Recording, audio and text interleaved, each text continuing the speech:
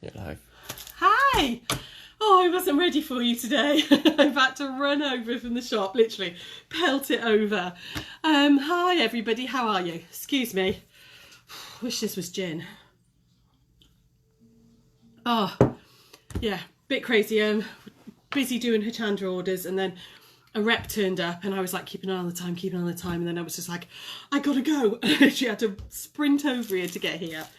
So, how are you all? Happy Wednesday. It was a nice day, and now it's gone really horrible. It started to rain out there, which is just typical. I've got a couple of little bits to show you first of all. So, these have literally, as you can see, they're still in the packet. I've just come in. I've had them out the back of the rep's car, and I wanted to show you them because I thought they were really, really pretty. These will be going on the website. Okay, it's a Moda Catalina, and look how pretty these are. Just the most beautiful sort of spring colours. I just think they're absolutely delicious. Really, really nice. Loving all those, some dots in there. You've got some florals, you've got a little bit of checky gingham. That's delicious. And some sort of mint green and turquoises. Really, really, really nice. I've got 12 of them, and I'll be putting them on the website later on. They're £12.95 for our charm packs. Okay, so I just thought I'd show you those. And who's there? Just while I grab the next bit. Say hello. We've got Lisa. Hi, Lisa. Natalie, Grace, Sheila. Hi, Natalie. Hi, Grace. Hi, Gina. Lovely, lovely. So these are William Morris fat quarters, and I've only got the 2 designs. Have I got? Oh no, I haven't. I've got 3 designs, I think. Hang on. This is going to be our daily deal. Sorry, not very well organised today. It's been one of those mornings. Got 3 designs. They're William Morris. They are our daily deal. Now, our William Morris fat quarters would normally be £3 a fat quarter. These are going on the website, and they're just going to be £2 a fat quarter. I've got sort of about 20 of each of them, okay? They're going to go into the daily deal section, and they're only going to be £2 a fat quarter. I will put them on later on this afternoon. As soon as I get back to the shop, that's my first job, okay? So that's the daily deal as well. We didn't. Oh, see, I'm sorry. Just need to catch my breath a minute. I really do. Talk to me. Talk to me a second. It's been one of those mornings. Yeah, a little bit manic, a little bit like that. So yeah, daily deal. William Morris fat quarters. They're going to be reduced to £2, and there was those new charm packs as well. So we're going to be doing today. We're going to be doing our block of the week, and I've chosen a really traditional block.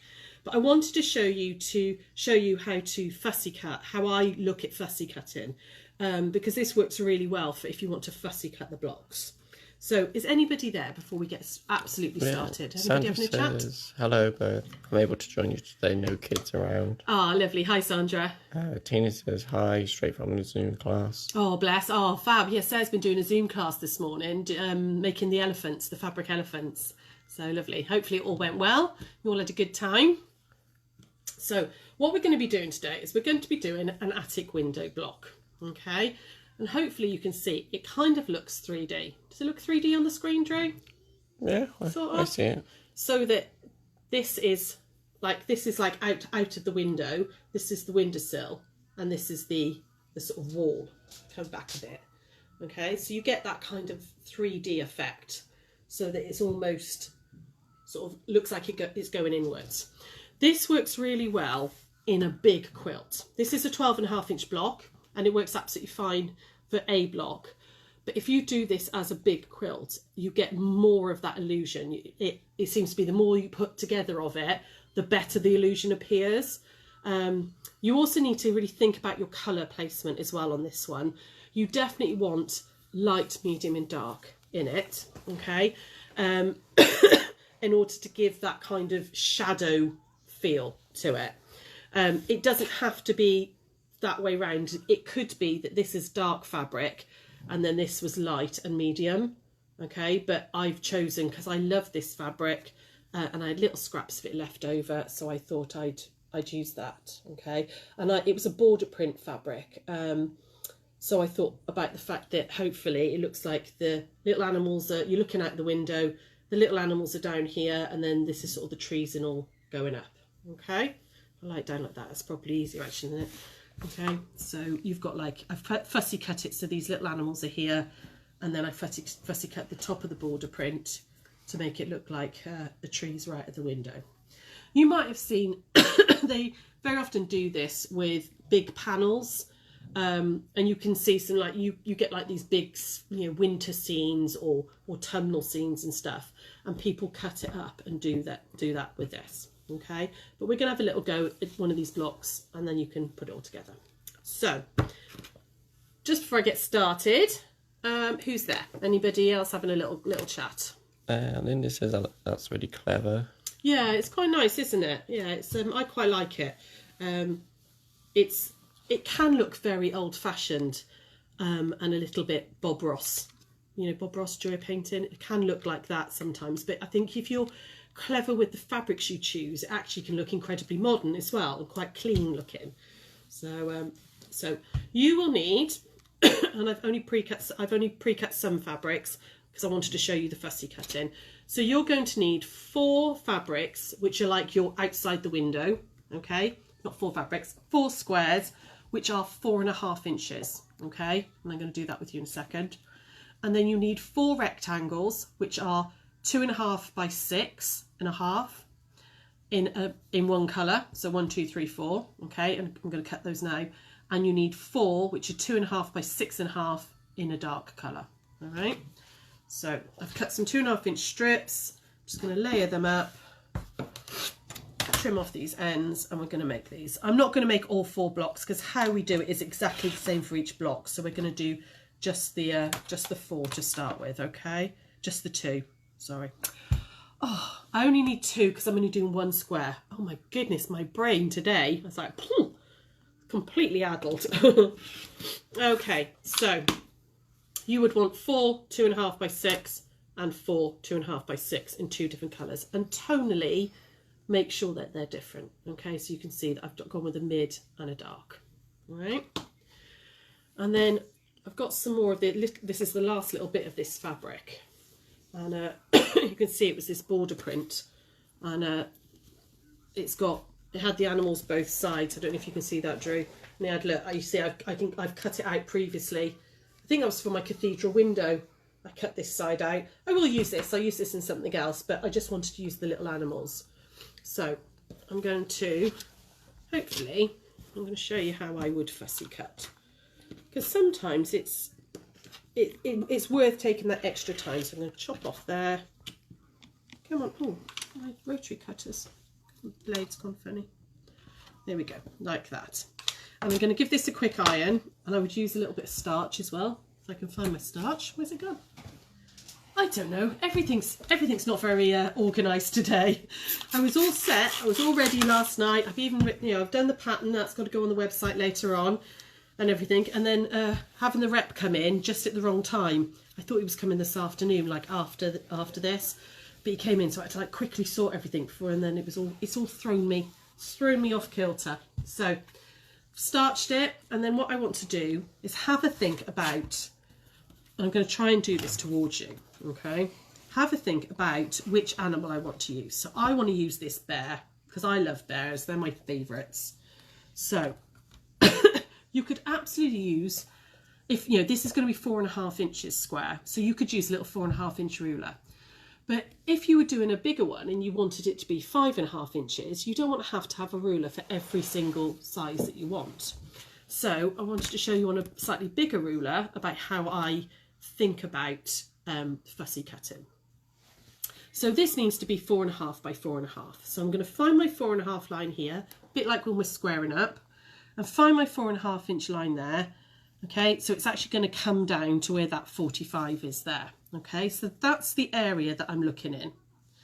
Now, if I want that bear to be right dead centre, I need to find the halfway point of that area. Okay, so I'm ignoring the rest of this ruler.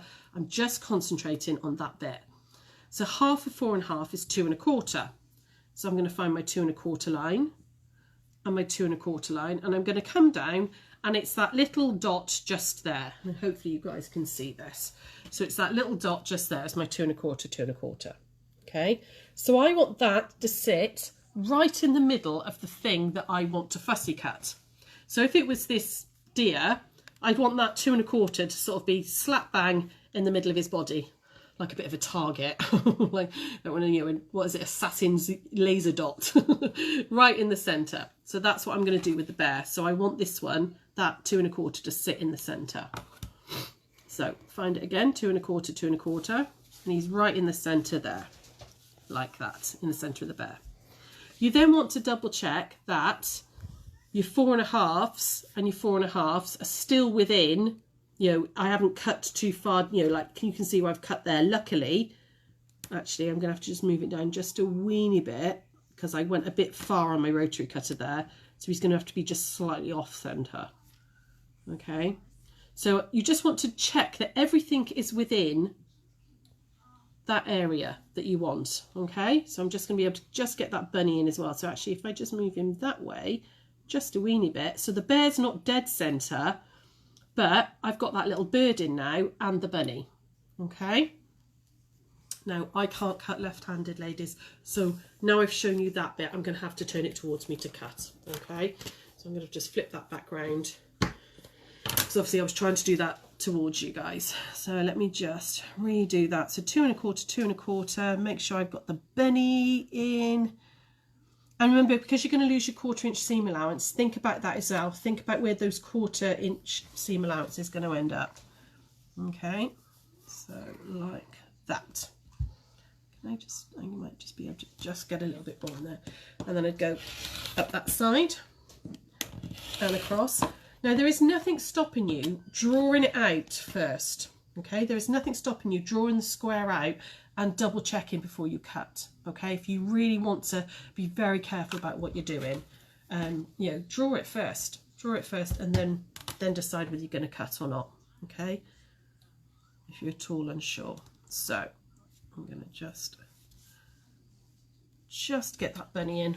I'm going to go down that side and down that side.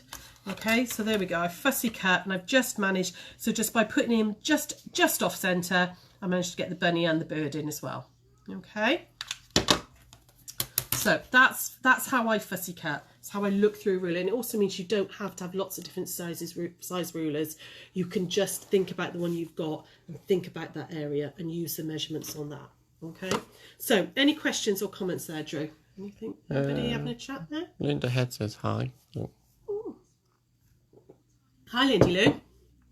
Yeah, that's it. Yeah, nobody having a chat today? So you would need four 4 1/2 inch blocks, squares. Okay, and then we're going to need these two, and you want one of each for each square. All right. First thing you want to do is decide which side you want your attic window to sit.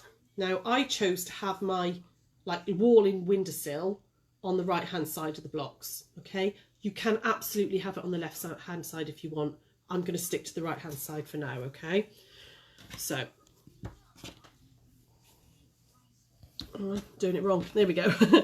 So we're going to attach, I don't know if you guys remember when we did the deep Oxford edge cushions with the animal panels, those linen animal panels, and we did mitered corners. That's basically what we're going to do with this. Okay, so if this is going to sit like this, I need to mark in this bottom corner here, I need to mark where my 1/4 inch seam is. So I'm going to grab a Frixion pen, something that I can mark with. There we go. And it's this corner here, because I'm going to need to not sew 1/4 inch around that edge because of the miter. All right, I'll explain what I mean now. So this corner here, we need to know where the 1/4 inch is. So I'm going to keep my fingers on it because the amount of times I do it wrong. I want to measure in, because it now feels like it's the wrong corner, but it is, it's this one here. Flip it over, and we're going to mark up, I'm going to measure down 1/4 inch on your ruler and just make a little mark like that. Okay, and then along the bottom as well. So 1/4 inch like that, and make a little mark. And the thing we're interested in is that little point there where it crosses. Okay, if you did those big deep Oxford edge with the mitered corners, this will be really familiar to you. Okay, So this one's going to go along the side here, okay? You want the excess to be down here where that cross is. So you're going to line up the edges at the top, like that. Put them right sides together, like that. And I am going to use a pin at this point as well, which I know I don't normally do, but okay. And we are going to stitch right the way down there, but we're going to start and we're going to stop at, actually I'm going to start because of the way it goes through the machine. I'm going to start at that point. I want to leave this bit free. Okay, so I'm going to start there, stitch 1/4 inch all the way down to the edge. Don't stitch on this bit. Okay, so we're going to flip over to the sewing machine. So how's everybody doing? Anybody there? Anybody having a chat? What are you up to today? Anything exciting? Catherine says it's a lovely block. It is a really nice block, actually. Like I said, it can be very old-fashioned. It can look, you know, it can look really tacky sometimes, depending on what your fabrics are chosen. I know that sounds that's a bit mean, but it's quite a traditional block, and depending on the fabrics, it can look a little dated. But actually, if you think about your fabrics, I think actually it's got a really nice modern twist to it, depending on what fabrics you use. Okay, so I'm just starting stopped at that cross and come all the way down 1/4 inch, using my 1/4 inch foot. This is nice and easy to do so. Okay, like that. So I've started at the point and come all the way down. Okay, I'm just going to flip that one out. Now you do eventually want to iron them towards this border point piece, okay, not this bit. It helps it sit better, but you don't actually want to iron anything at the moment because we need to be able to push it all back out of the way. So I'm literally just going to pull all that back out of the way so that I'm exposing that other seam like that. Okay, and now we're going to put the bottom piece on, and we're going to line it up on this left hand edge, and we're going to stitch all the way down and stop again at that point. Okay, so I'll pop it underneath the machine. So how's everybody been doing? Oh, we've had all the pink kits and the blue kits are arriving. If you're doing the block of the month with us, the Moda block of the month, block of the day with us, the kits have finally, well, finally, because they told us September and we're only day 2, so that's a bit mean, isn't it? But the kits have arrived. So we are going to be spending, once we've sorted Chandra out, we're going to be doing that next week. So we'll be contacting everybody on the reserve list and checking you still want your kits and taking some pennies off you. Okay, so I'm just going to, I went really wonky on that because I looked up rather than watched what I was doing. Hang on, here we go. Re-sew that one because boy did I go wonky. There we go, that's better. So, okay, so now we've got 2 pieces attached on the right hand side and the bottom of my block. Sorry, Drew, you alright? So I've got the right hand side and the bottom of the block, but it's not attached in this corner here. Okay, that bit's all left free. Okay, so we're just going to go back over to the mat a second, and I'm going to show you how to do that mitered corner again. So I want to lie this one down flat. It doesn't matter which way round you do this, okay? It works exactly the same. It's just how I happen to pick it up. So you're going to lie this one nice and flat, okay? And you're going to lie this one so it overlaps. You're going to grab the corner here and you're going to hold on to the point there and you're going to pull it back on itself like that, okay? So that you've got this, it lines up like, hang on, let me do that again. Okay, so you're going to bring this back over on itself and line it up, can you see, along this bottom edge. So line it up so it matches like that. And this now goes as a 45, okay? If you then just pop your finger right on that bulk there and bring this back out flat, you'll get that 45-degree line. Well, you will if it plays, there we go, like that. Okay, so I'm going to do that again for you. So I'm going to take this corner here, okay, and you're going to bring it down to this corner here. So you're going to allow it to do that, so that that lines up like that and like that, okay, and then put your finger right on that bulky bit and bring this back over to lie it flat, and you've got that 45 degree there. Okay, you now want to iron it really, really well. Okay, you really want a nice sharp crease in there. So really give it a good old press. Any questions or comments, Drew? Just while I'm giving that a really good press. Anybody there having a chat? Do you know what fabric you're using for the wall side? That one was, it was a Macawa fabric, and it was called Grove. And again, it was a little scrap that I literally had a piece like that. I've cut 1 2.5-inch strip off it. I had a piece left over. It was called Grove, I believe, by Macawa. That's a Macawa linen texture. And this, like I said, was a little bit of Dashwood Studio that I had left over. I just thought I'd use them up. So, but yeah, the linen textures actually work really well, I think, for shadows, because they're not a solid colour. So the Macawa linen textures, we've got quite a lot of different greys in at the moment.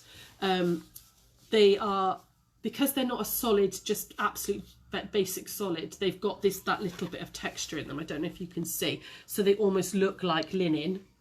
I think they work really well for shadows. Like if you're doing a shadow quilt, like the one with the charm pack and stuff, they work for shadows because they're not that very sharp, strong colour, and it just makes it slightly gentler and slightly maybe more realistic, I think.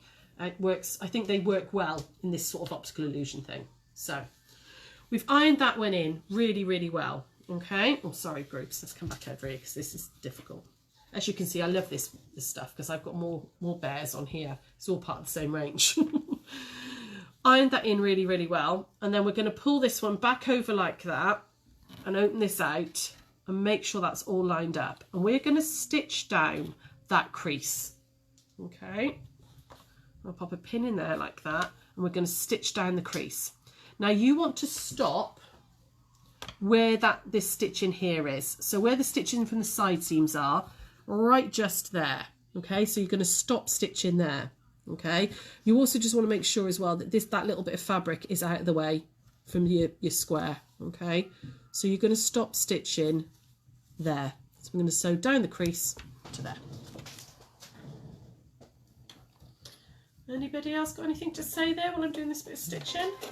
Claire says she's looking forward to seeing the blue molars kit. Ah, yeah, it's lovely. The colours are really pretty, the grunge. It's really nice.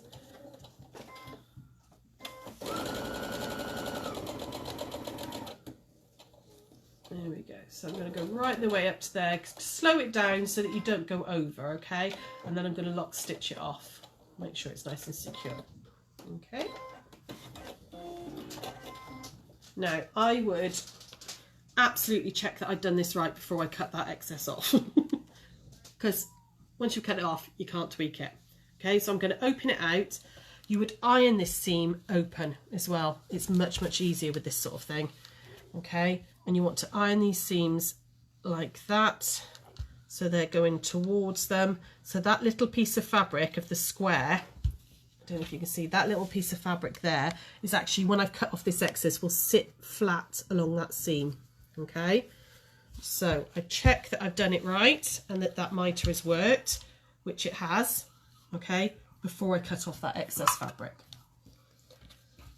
because I've done this so many times and it's not quite lined up and I've chopped it off, and then you're a bit knackered. So I'll do it this way, it'll be easier.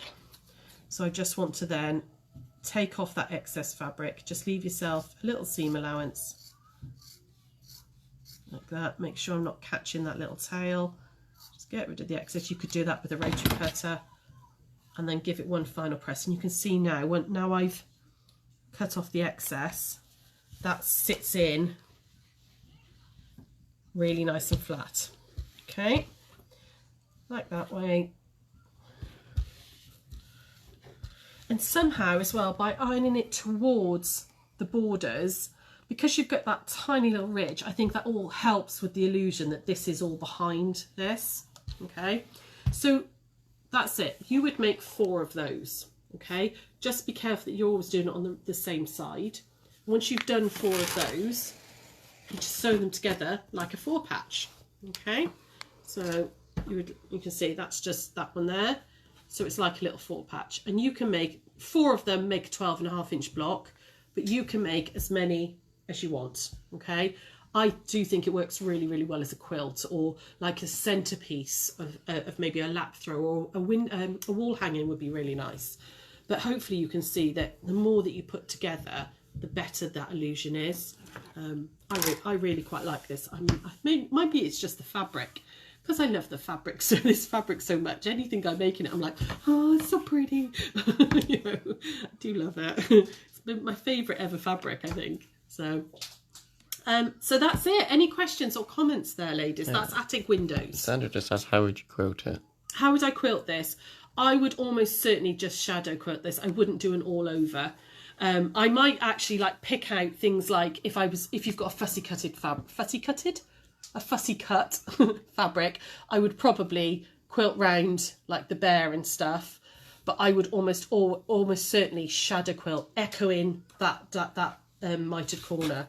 So I won't obviously draw on it, but I'd come down here, stop and pivot, and I'd probably do maybe just a couple of lines like that, just to really emphasize that angle, because that's what's giving that illusion.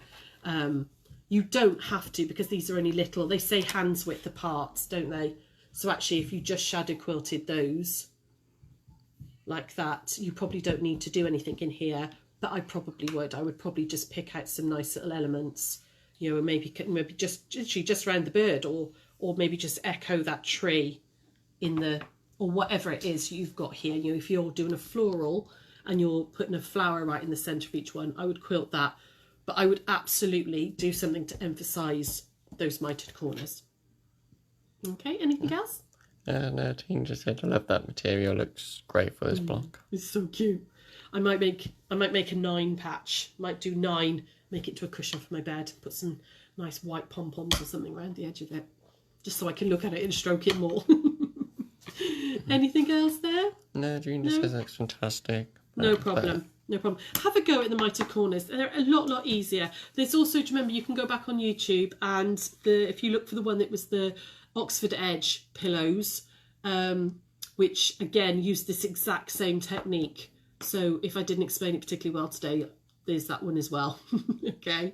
But yeah, have a little go at it. It's really nice. It's a really nice technique. So I won't see you tomorrow. Sarah will see you tomorrow, and she's got a little double zipped pouch for you.